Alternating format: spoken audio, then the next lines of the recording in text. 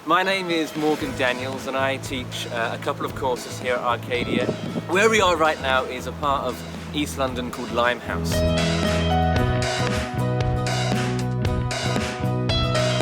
Where we are right now, in the middle of the 19th century, was the major entry point into London from the River Thames. I wanted to come down the river and follow about 500 years worth of history as we do so. That is the King Edward Memorial Park, a park which commemorates the fairly abysmal monarch who followed Queen Victoria at the beginning of the 20th century. We're now on Narrow Street, a very famous street. The name is a very literal one. Once upon a time, living by the river was what poor people had to do. It was only with containerization, it was only with the shift to vast megaports in suburban places like New Jersey that the metropole was going to rid of the stench of poverty along the water.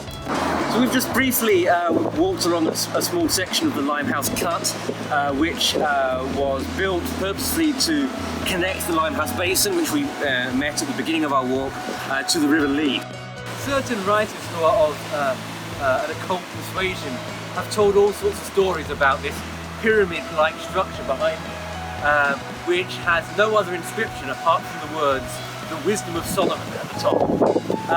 It is an unexplained occult presence in what is already quite a strange space. Our final stop here in the churchyard of St Anne's Limehouse. And this church, which is to my right now, is quite a fantastical design.